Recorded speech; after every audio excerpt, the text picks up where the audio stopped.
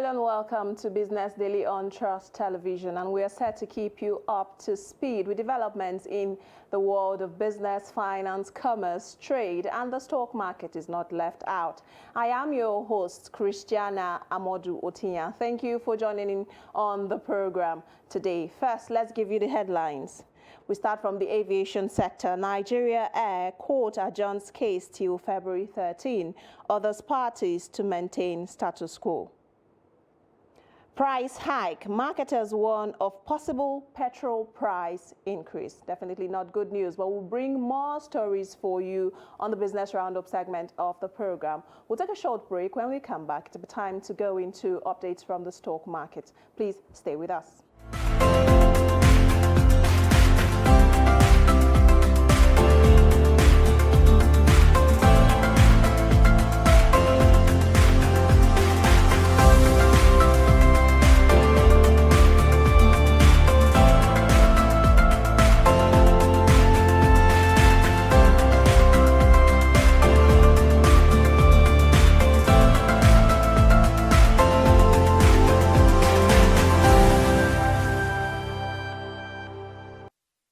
Welcome back. Now let's go straight into updates from the stock market. The bulls are still having a very strong grip on the Nigeria exchange, as we saw that in penultimate trade, the Nigerian Bourse, that's talking about the Nigeria exchange, finished largely in positive zone. Now we're seeing an appreciation of 0.81%. So it's clearly still green on the floor of the Nigeria exchange. The all-share index settled at 46,604.94. Now looking at the activity chart, as you can see right here, a total volume of 138.60 million shares valued at 2.17 billion naira changed hands in 3,434 deals on the floor of the local bourse in Nigeria. Now we are seeing this gain is coming on the back of a sterling performance from a few equities like Airtel Africa, Nigerian Breweries, and Boa Foods. So that's what we are seeing propel the markets largely into positive territory. Investors and market analysts have said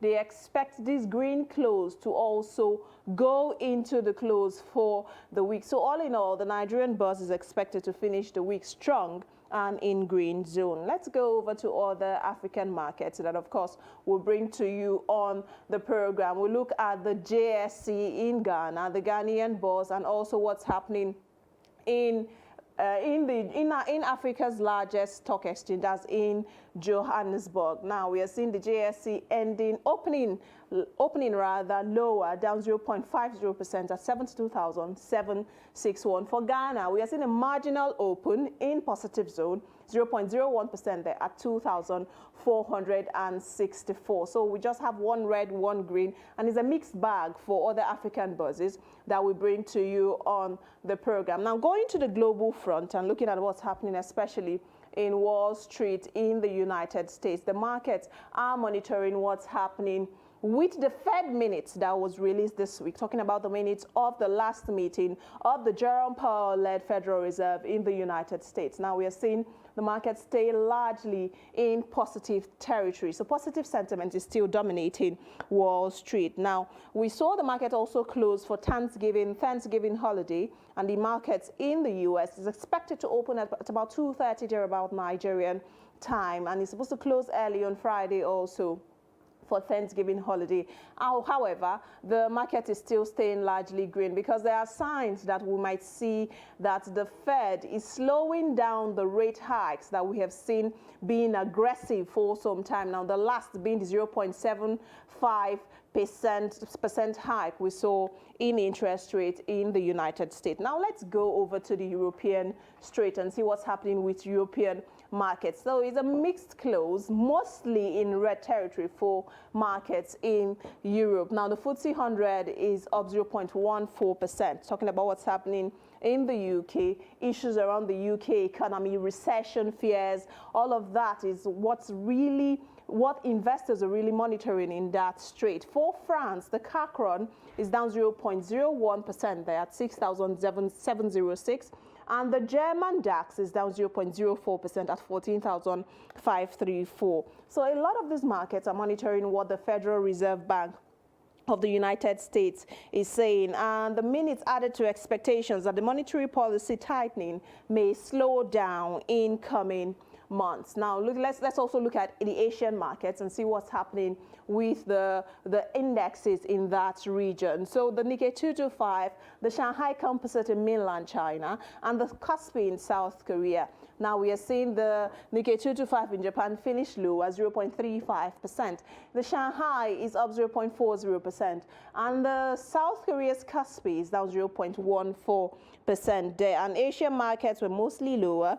In the world markets in the U.S. were closed for Thanksgiving holiday and slated to end the session early on Friday. Now, China's reported COVID-19 cases continue to rise Thursday as the Zhengzhou, where protests took place at Apple supplier Foxconn's iPhone factory, as it said it would conduct mass testing. So issues around the COVID-19 is also being brought to front burner position, and we are seeing that sending some type of jitters into the stock market, especially after China recorded the first COVID-19 death since the month of May. And that's what really is the focus, especially for the Asia-Pacific region.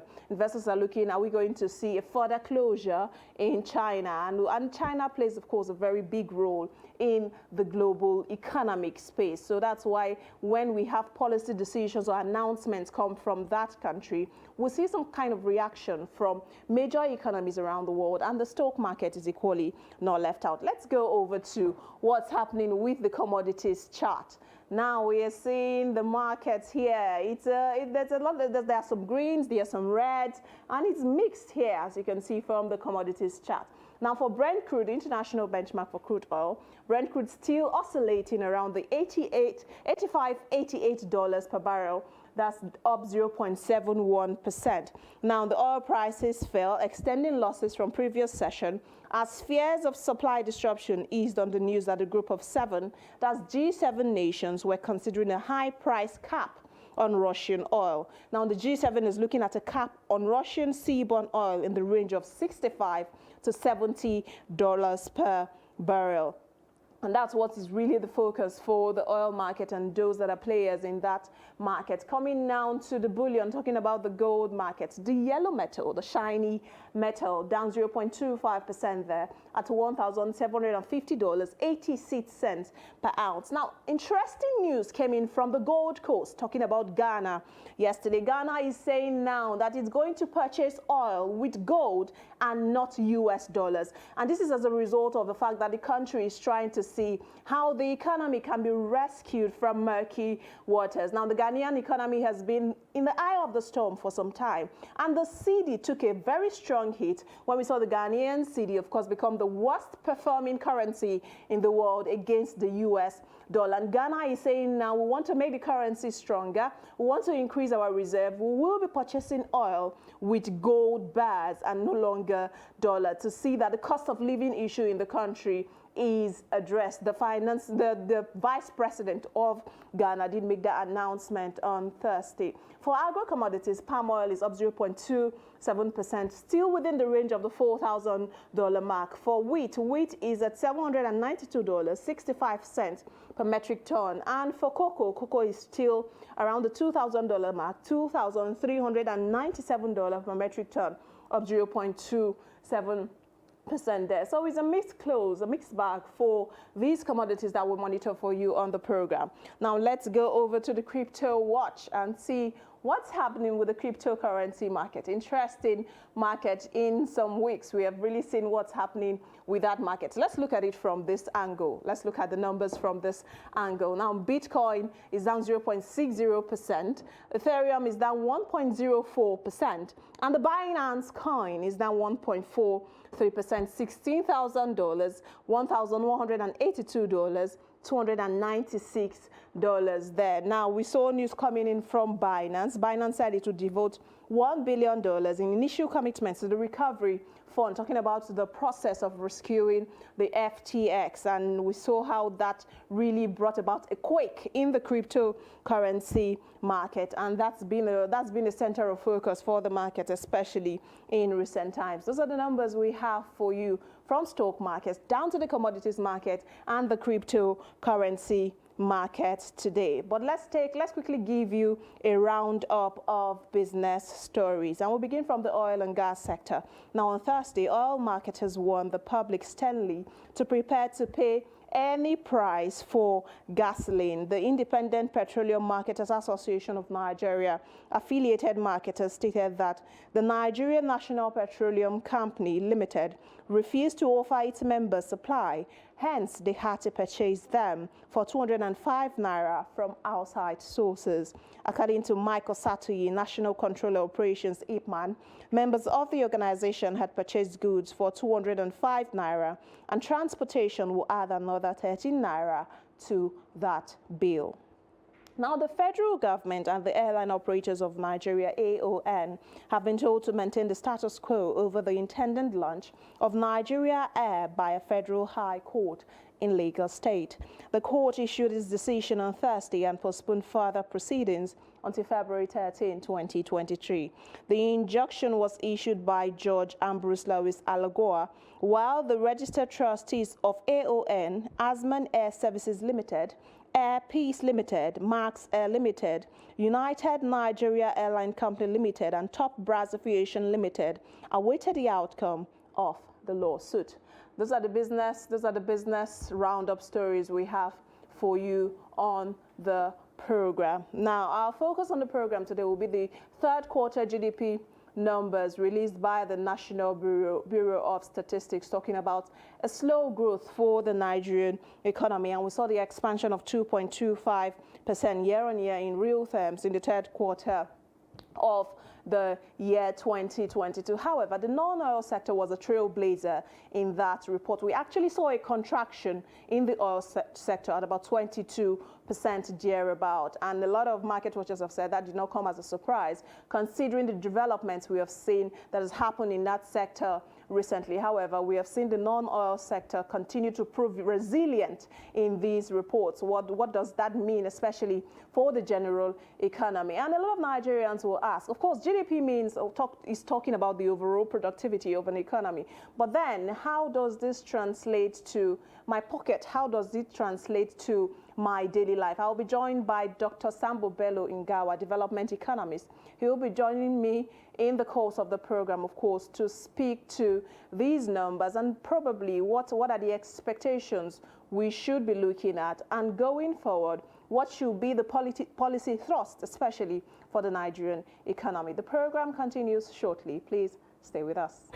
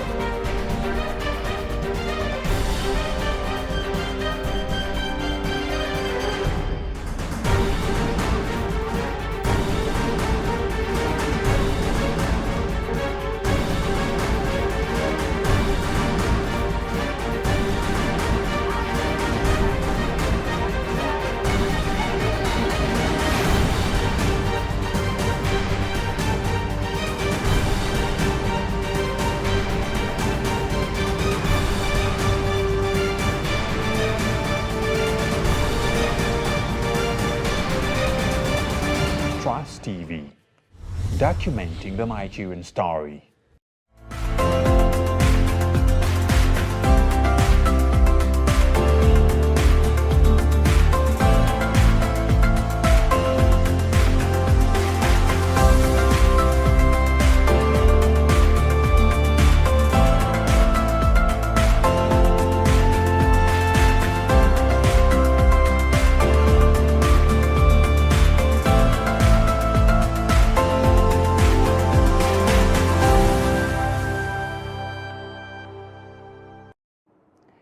Welcome back, and thank you for still staying there with us on the program. If you're just tuning in, this is Business Daily, and we're coming to you live from Trust Television, of course, where we look at all the stories and give you factual and unrivaled analysis on different issues across the economy and Nigeria's socio-economic and socio-political space. Now, I have my guest with me. He's joining us, of course, virtually, Dr. Sambo Bello Ngawa, development economist. He's joining us to, of course, x-ray the GDP, Q3 GDP report released by the National Bureau of Statistics. Welcome to the program, Doctor. Okay, we're having a little bit of internet hitch with with connecting with Dr. Ngawa. I will take a short break. When I return, we'll have him join us. Please stay with us.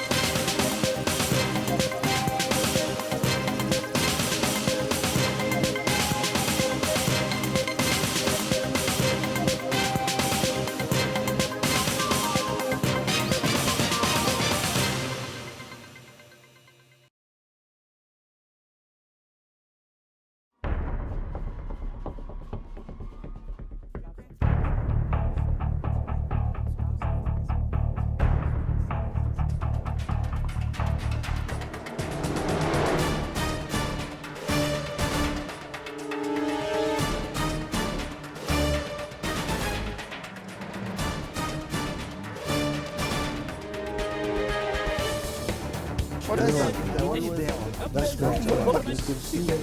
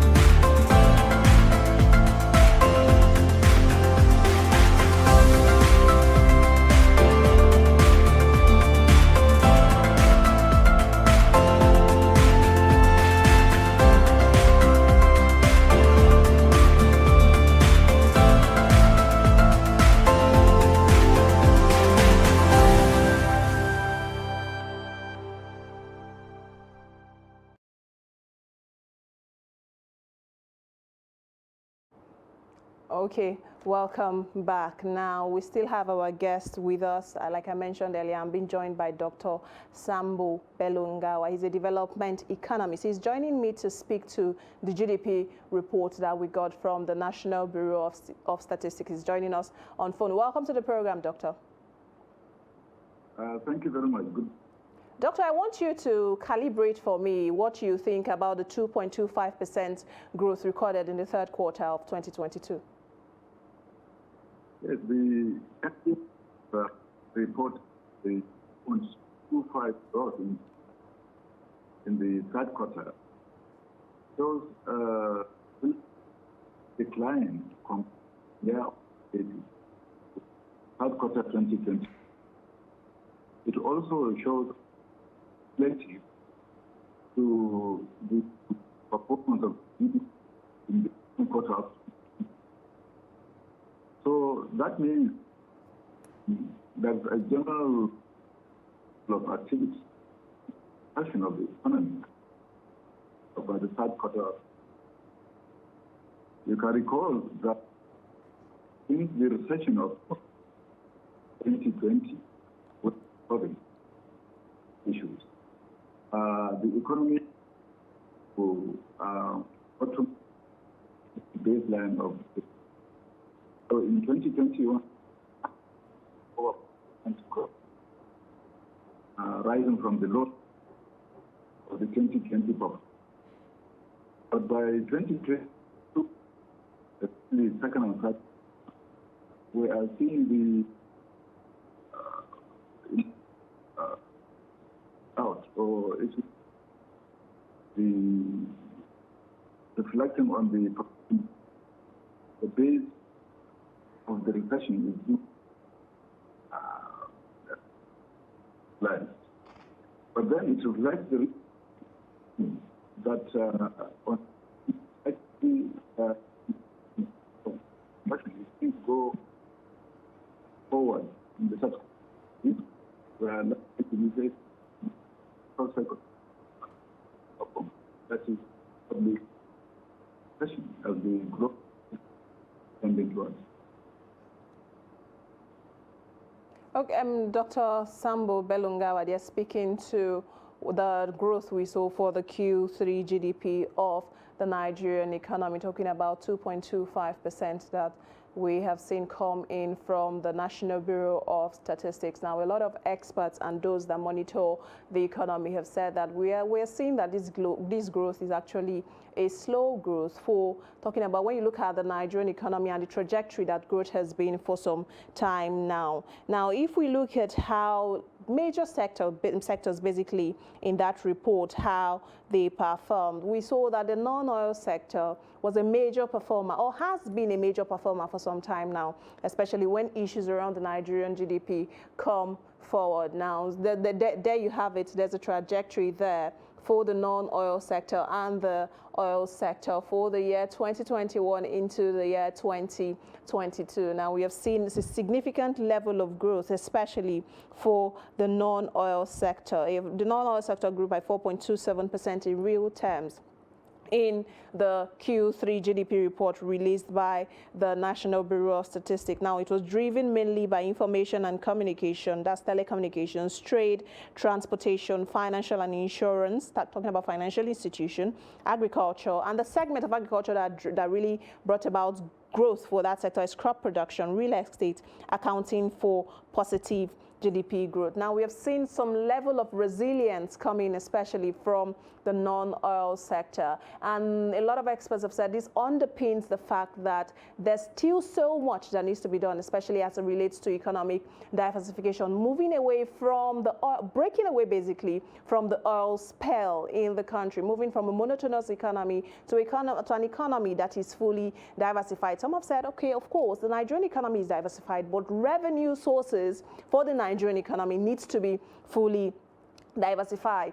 And it is important to also state that we have seen that President Muhammadu Buhari-led administration have said that it's going to work assiduously to ensure that the Nigerian economy is fully diversified, especially before the administration culminates. But there's still some experts, market watchers have postulated that there's still some level of challenges in that space, talking about infrastructural challenges, especially for sectors like the manufacturing sector. Now, there was slow growth also recorded in the manufacturing sector. And the manufacturing sector, of course, is the hub of productivity. Manufacturers have talked about challenges around forex, challenges around infrastructure developments. And we are seeing an outcry also coming in from the tax for carbonated drinks. And the Manufacturers Association of Nigeria have said that is expected to affect level of production, or that would equally be transferred to the consumer. And this is coming at a time when, of course, inflation at 21.09%